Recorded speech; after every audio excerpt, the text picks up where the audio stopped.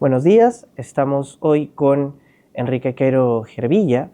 Él ha sido decano de la Facultad de Traducción e Interpretación de la Universidad de Granada y es miembro del directorio de CIUTI. Buenos días, Enrique, qué gusto tenerte con nosotros. Buenos días, Fernando, encantado de estar aquí.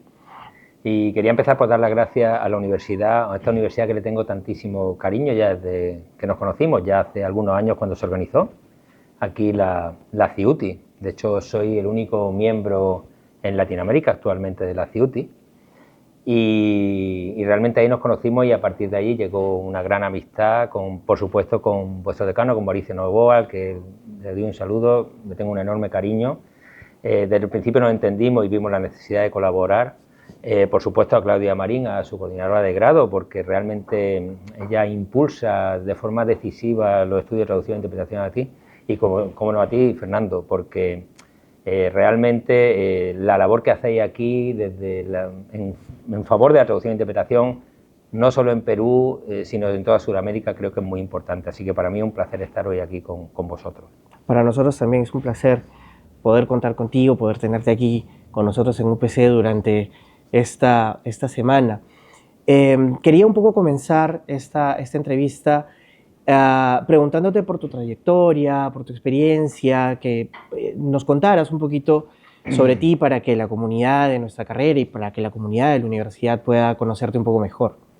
Bueno, pues yo soy filólogo ruso. Yo inicié mi estudio universitario en la escuela, por aquel entonces, Escuela de Traductores e Intérpretes de Granada.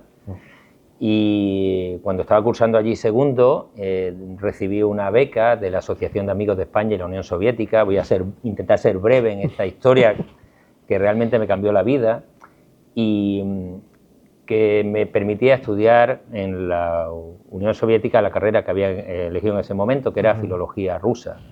Entonces, digamos que las condiciones de la beca eran que te pagaban un billete de ida y uno de vuelta a los 6 años, es decir, yo tenía que pasar allí 6 años, y había un curso preparatorio y 5 años de carrera. Y así fue. En el año 89 me fui a Rusia, a la Unión Soviética en aquella época, y terminé mi estudio en el año 95 de filología rusa, con lo cual yo empecé la carrera de traducción e interpretación en Granada, pero soy de profesión filólogo ruso, profesor de lengua y literatura rusa, como dice mi título.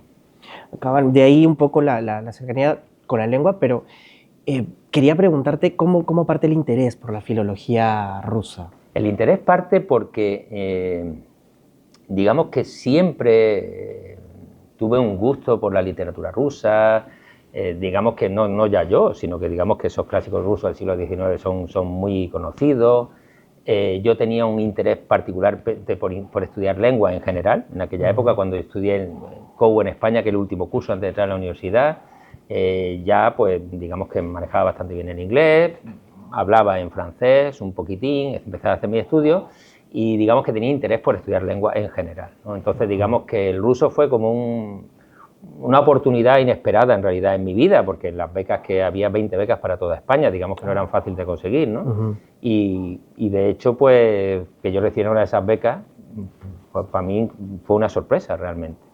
Así que fue ese interés por el país, por Rusia, por esa cultura maravillosa, pero que es una cultura realmente que en España goza de gran prestigio, de gran prestigio. Mi padre era un amante de los clásicos rusos, digamos que para casi cualquier español, incluido ahora, es una cultura que goza de un prestigio importante, y yo creo que eso es quizá uno de los elementos detonantes, más allá del elemento casual, que es que realmente que me dieran esa beca pues era algo un poco inesperado. Claro, como que el destino. El destino me llevó ahí. En ruso hay una palabra que es sudba, que es el destino.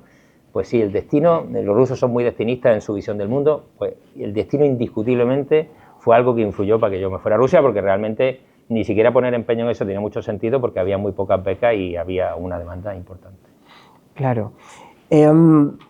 Quería preguntarte también, ¿cómo comienza tu experiencia con la universidad ya en este otro nivel? ¿Cómo te acercas luego a la universidad después de haber pasado por los salones de clase, ¿no? ¿Cómo llegas luego a esta carrera en el mundo académico?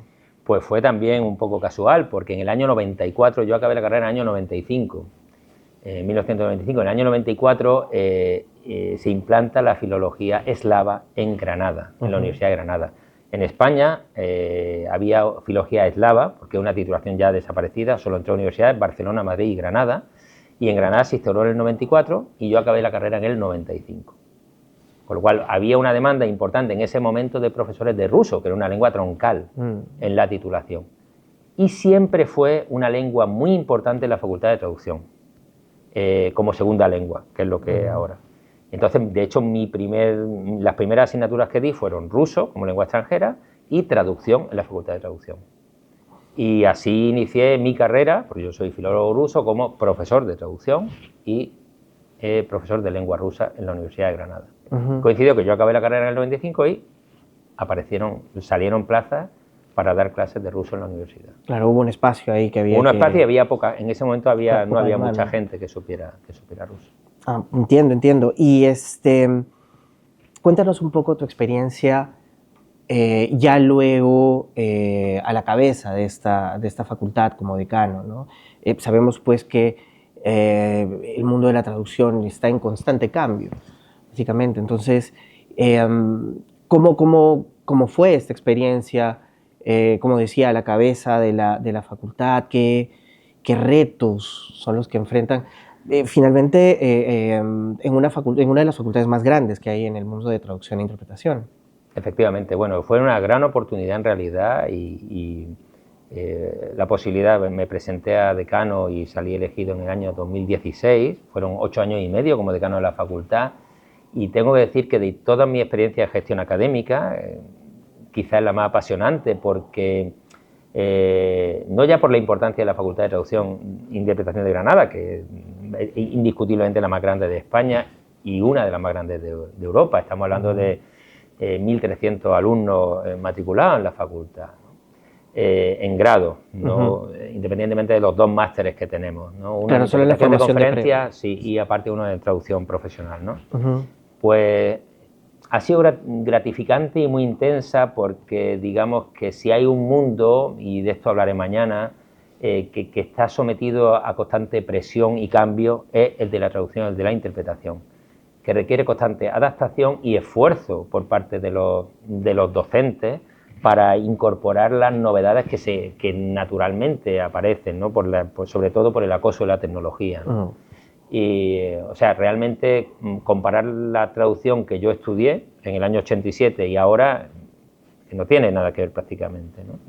Y digamos que son titulaciones, pasa con algunas, pasa también con el ámbito informático, por ejemplo, con las tecnologías, que los cambios obligan mucho a reubicar conocimientos y a incorporar novedades, ¿no? Y en ese sentido ha sido muy, muy intensa. A lo largo de este periodo que he sido decano hemos hecho una reforma del plan de estudios, hemos incorporado la lengua de signos, que digamos que quizás sea uno de los logros más llamativos que hemos tenido en este periodo de 8 años y medio, y hemos intentado, sobre todo a nivel de formación, a través de la innovación docente, resituar constantemente lo que hacemos en el aula. Entonces ha sido para mí pues muy gratificante, un trabajo muy grande, pero muy gratificante. Claro, como decías, ¿no? En esta constante adaptación y ajuste, ¿no? que hay que ir haciendo. Han trabajado, entiendo mucho en lo que tiene que ver con la accesibilidad, ¿no? A través, por ejemplo, de esta lengua de signos. Acá son trabajos que se van haciendo de a pocos, casi por iniciativas independientes, pero me parece que en España y probablemente desde Granada mismo tengan algo un poco más estructurado, por ejemplo, con estas normativas que van hacia la traducción y la interpretación en el mundo de la accesibilidad. Por supuesto. De hecho, nosotros tenemos un grupo de investigación, TRACCE, que está dedicado concretamente a la cuestión de accesibilidad. Nuestra facultad es completamente accesible a través de códigos QR. Tenemos proyectos de accesibilidad muy importantes y digamos que también digo que es una cuestión no solo de Granada, es europea, ¿no? Digamos que hay una tendencia importante a hacer todo accesible en todos los ámbitos, ¿no? Y una obligación también legal, ¿no?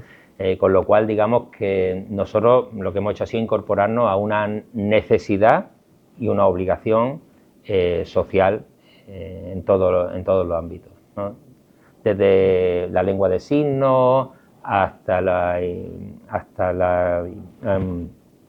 todo lo que tiene que ver con invidentes y adaptación a todos estos ámbitos, del ámbito audiovisual, en el ámbito literario, en prácticamente todos los ámbitos que tocan. Hay una obligación legal de hacerlo y nosotros, pues digamos que solo respondemos a esa necesidad. Claro. Quería preguntarte, y acá llevarlo por otro lado, acerca de CIUTI, ¿no?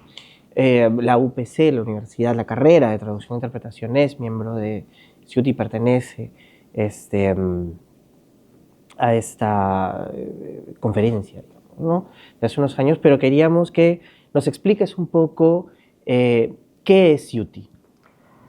Pues una conferencia internacional de facultades y centros de traducción e interpretación.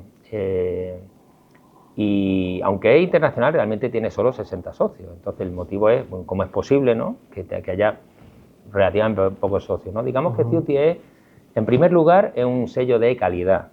Es decir, el acceso a la CIUTI solo lo tienen aquellas universidades, facultades de traducción que muestran interés y que pasan unos filtros de calidad muy importantes sobre la formación en traducción e interpretación. Entonces, para ser miembro, digamos que hay que pasar ese filtro. Y en segundo lugar, digamos que creo, bueno, no, estoy convencido de eso, que nos hemos convertido en un referente desde el punto de vista de la formación en traducción e interpretación. Es decir, y nuestra próxima CIUTI que celebraremos en Milán, precisamente va a ser un ejemplo de eso, ¿no? De cómo nosotros intentamos velar sobre cómo coordinar la actividad en formación, en traducción e interpretación a nivel mundial. Con lo cual, aunque somos pocos socios, realmente sí creo que los postulados que emite CIUTI y nuestras opiniones en torno a cómo funcionar en la Facultad de Traducción e Interpretación desde el punto de vista formativo son importantes y son relevantes. Entonces nosotros digamos que intentamos desde la Junta Directiva, una Junta Directiva muy diversa, tengo que decir, porque hay múltiples nacionalidades. Italia, hay 2 miembros de Italia, un australiano, 2 belgas, dos chicas de ciudadanía china, americana, también una americana y yo mismo.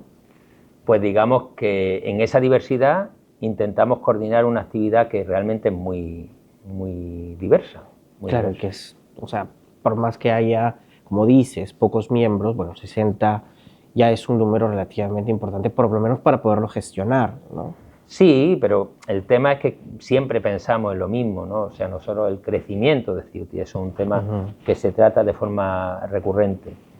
Y es verdad que quizás deberíamos crecer, pero siempre crecemos cuando hay alguien que tiene interés por participar en CIUTI. Pero sí creo que los miembros son conscientes de la importancia que tienen, de la misión que supone formar de forma adecuada en un ámbito tan cambiante como la traducción y interpretación. En ese sentido, ¿crees que la misión de CIUTI en cierta forma sea crear una suerte de estándar en este enfoque que tiene la oferta académica? Sí. No sé si un estándar, porque eso es difícil decirlo, ¿no? Porque si hay algo que tiene CIUTI es la diversidad. La diversidad de ámbitos y la diversidad de circunstancias en las que viven esas facultades, ¿no? O sea, no es lo mismo la formación europea, ¿no?, que la mayor parte de los socios son europeos, que lo que puede ocurrir en China o en Australia, por ejemplo, ¿no?, que son miembros muy activos, ¿no?, realmente. Y porque las circunstancias son distintas y las demandas de ese mercado son diferentes también, ¿no? Pero sí hay un elemento común y es que todos nos vemos rodeados por una circunstancia similar desde el punto de vista, sobre todo tecnológico, ¿no?, que es lo que es más llamativo ahora, pero no es lo único, ¿no? Digamos que es lo más llamativo. Y en ese sentido sí creo que ejerce una suerte de autoridad académica interesante. Claro, tomando en cuenta esto último que mencionabas acerca pues de la diversidad y de las diferencias que hay, no solo en cuanto a los propios enfoques de formación, sino además a las necesidades a las que responde cada uno desde su país o cómo funciona un poco también el mercado de la traducción. Quería preguntarte ahora algo que va más hacia el aspecto socioprofesional propiamente, y es un poco cómo ves el panorama de la traducción y de la interpretación en estos días. Muy buena pregunta, Fernando, y muy pertinente porque digamos que si hay un tema que tratamos sistemáticamente, y voy a hablar por las dos últimas juntas directivas de CIUTI, la última Asamblea General de la CIUTI, digamos que dedicamos específicamente bastante tiempo a esto y es incierto. Tenemos un futuro incierto. Eso sí, somos todos conscientes de que tenemos que un poco estar alerta y ser capaces de responder a las demandas actuales de la sociedad. Y en ese sentido, digamos que es evidente que estamos en un momento de cambio. Se puede afirmar, como afirma ChatGPT, ¿no? Por decir una empresa privada que nos ha puesto en el ojo del huracán, que no va a haber una necesidad de traductores e intérpretes, evidentemente no. Otro tema es que nuestra actividad está cambiando. Y desde luego tenemos que cambiar desde el punto de vista formativo. ¿En qué sentido? Hay ámbitos en los que el factor humano es irrenunciable, absolutamente. Y voy a mencionar tan solo algunos de ellos. Mañana en la conferencia que impartiré, digamos que intentaré sistematizar mejor esto, ¿no? Son el ámbito jurídico, tanto desde el punto de vista de traducción de documentos como desde el punto de vista de intermediación en procesos de distintos tipos judiciales, el ámbito médico y sanitario, el ámbito literario, es decir, siempre se va a buscar traducciones no hechas por la máquina estrictamente desde el punto de vista creativo, muchos ámbitos transversales, por mencionar uno de ellos, quizás el marketing probablemente sea uno de los que, a pesar de que la máquina va mejorando ese componente creativo asociado a la labor de traducir una campaña publicitaria, por ejemplo, va a estar ahí siempre. Entonces ahí digamos que hay elementos donde el factor humano va a ser clave, pero es que al mismo tiempo nosotros también digamos que tenemos que ir a formar a un traductor más, ¿cómo diría yo?, más global, en el sentido que tiene que ser tener un buen manejo de las tecnologías aplicadas a la traducción e interpretación. Y en ese sentido sí no podemos en la facultad de ignorar la necesidad de que nuestros alumnos estén formados no ya en herramientas que nosotros llamamos TAO o CAT-Tool, que son las que, digamos, han existido siempre. Y en ese momento eso ya cambió el mundo de la traducción y no era tan visible como ahora, ¿no? O sea, realmente en el momento en que una memoria de traducción te puede estar un empresario pagando solo por palabras nuevas, ya un cambio de dinámica, ¿no? Importante. Y en ese momento no estábamos en el foco. En el foco nos pone básicamente ChatGPT, ni siquiera la traducción neuronal nos puso en el foco de esa manera. Claro, en 2016 concretamente, ¿no? No era tan visible esa necesidad, ¿no? Pero digamos que tenemos que formar a alguien que tiene que convivir, sin extenderme en esto, porque con esa herramienta. Y, por supuesto, que tenga una buena formación en lengua. Eso también es importante. Es decir, es importante, igual que convivir con eso, conocer bien las lenguas. Porque en ocasiones, sin entrar en detalle, la tecnología puede ir en detrimento de un buen conocimiento de las lenguas por parte concretamente de los alumnos que nosotros formamos, ¿no? Y nosotros tenemos que incidir en eso también, en que una persona que trabaja de traductor e intérprete en un ámbito tiene que manejar muy bien la lengua a un nivel elevado. Y lo digo porque la tecnología está, digamos, que cambiando en gran parte también los intereses y la forma de funcionar de la juventud a la que nosotros formamos, ¿no? Entonces, digamos que sí hay, evidentemente, un hueco en el ámbito de la traducción, todo lo asociado al crecimiento de las tecnologías en la traducción, es decir, tenemos que abrir una línea tecnológica importante donde tenemos que conocer, no necesariamente programar, que también, pero sí saber muy bien convivir con la herramienta, porque una cosa es la traducción y otra la interpretación. Es decir, en el tema de la traducción, evidentemente nosotros tenemos que saber, esto yo lo comparo mucho con un navegador. Es decir, el navegador efectivamente te lleva a donde tú quieras, pero tú tienes que saber cómo llegar. Claro. Entonces no te puedes conformar con el resultado que te da el navegador. Y ahí es donde nosotros tenemos incluso labores más allá de la post-edición como tal. Que en un momento dado parecía que iba a ser el trabajo destinado, no, incluso se puede editar, ya pasa eso de forma automática, ¿no? Es decir, nosotros tenemos que saber convivir con esa máquina, ¿no? Y eso es lo que están haciendo actualmente empresas profesionales como SDL, por ejemplo, ¿no? Alguien que se dedica a la traducción de textos médicos tiene una importancia tan grande el trabajo que hace que nunca se va a renunciar a ese tipo de trabajo, ¿no? Porque la incidencia de la traducción en el coste del encargo y de su proyecto es mínima. El ámbito audiovisual, otro ámbito que siempre va a contar seguramente más allá del subtitulado automático, si se quiere que sea algo de calidad. Entonces tenemos que dar un plus de calidad en la traducción. Y en la interpretación, yo la cuestión la veo en que el factor humano, es decir, puede darse la circunstancia, y aquí tampoco, de que la máquina ya lo hace, haga simultánea, pero la interpretación de enlace siempre va a estar vigente. En el ámbito institucional, lo he dicho antes, en el ámbito jurídico, en el ámbito sanitario. Es decir, tú deberías atender, y eso es un derecho, a una persona con sus síntomas en su lengua materna. Claro, y que además tiene que adaptarse a muchos niveles diferentes. El manejo de registros, de dónde viene. Y la pragmática de la comunicación. Exacto. La pragmática de la comunicación es un elemento que para la máquina, aunque se acerca, no es factible. Entonces, se pueden cometer errores muy graves precisamente por falsos amigos, por malas interpretaciones que puede hacer la máquina de elementos que pueden ser términos en un momento dado, ¿no? Entonces, hay que tener en cuenta que actualmente, básicamente, los sistemas de traducción automática y ChatGPT y modelos largos del lenguaje se alimentan con datos. Entonces, el dato no es fino en cuestiones muy concretas, ¿no? Y en ese sentido yo creo que hay todo un mundo al que nosotros nos tenemos que ir adaptando. Ajustando ahí. Justo la semana pasada conversábamos, estuvo con nosotros Fernando Navarro, el autor del Libro Rojo, con motivo de la celebración de los 25 años del Libro Rojo. Y él hacía una suerte de cronología con determinados eventos en el mundo de la traducción. Y él comparaba la aparición de esta inteligencia artificial de hoy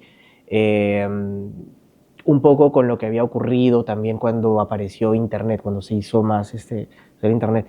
¿Tú compararías este evento actual igual con un hito tan importante como ese?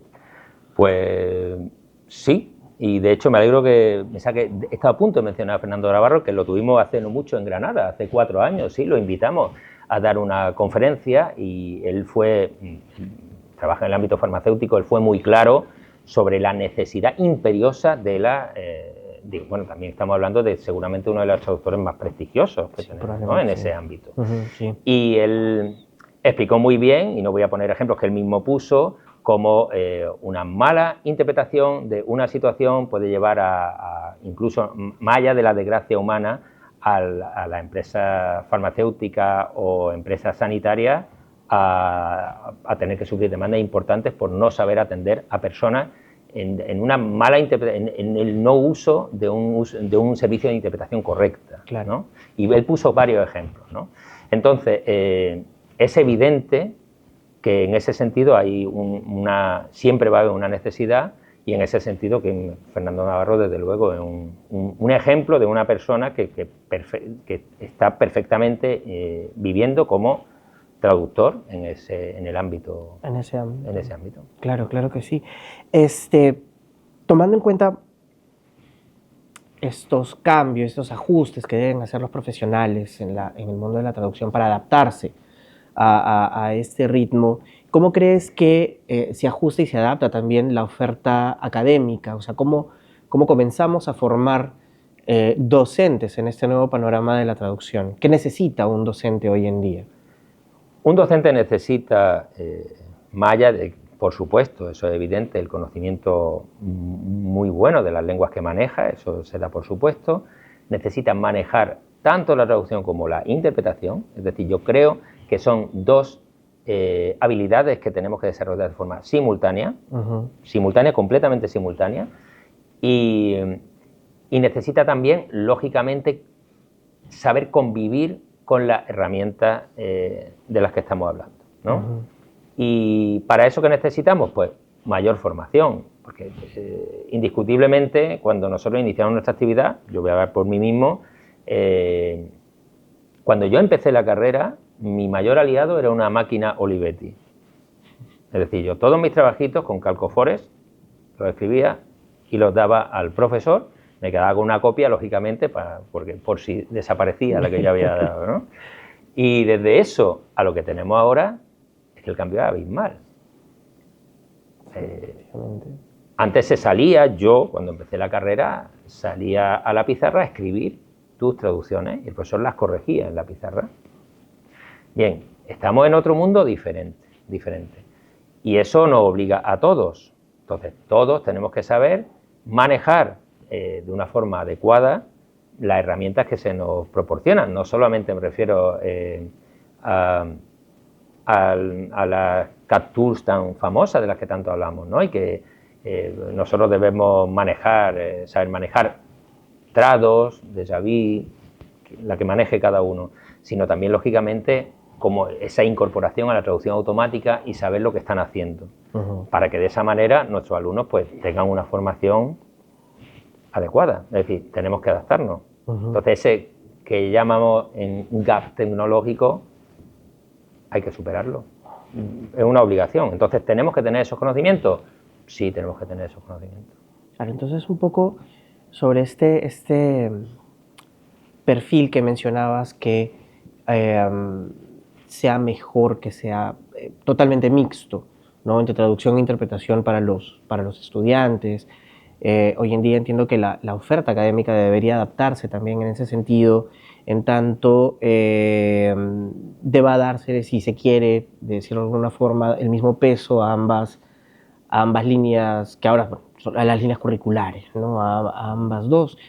¿Qué cosa podrías tú recomendarle a los estudiantes de traducción? Y me gustaría enfocarlo un poco en dos aspectos: a los que quieran estudiar traducción, tanto a los que quieran estudiar traducción como a los que ya estén estudiando la carrera, ¿no? O sea, ¿qué cosa podrías recomendarle tú a estos futuros y nuevos estudiantes? La primera recomendación es que nunca pierdan de vista el contacto oral y escrito con la lengua que están aprendiendo. Quiero decir, algo que nos pasa a todos es que cuando entramos en la vía de la traducción e interpretación, puede llegar perfectamente a que pase a un segundo plano ese contacto que tiene que ver con manejar la lengua a nivel oral y escrito, ¿no? Desde el punto de vista, y en ese sentido es central, es decir, hay que viajar a los países, hay que seguirse formando siempre la lengua, y digamos que es una cuestión que el dedicarnos a la traducción no nos puede hacer perder, no podemos perder eso de vista.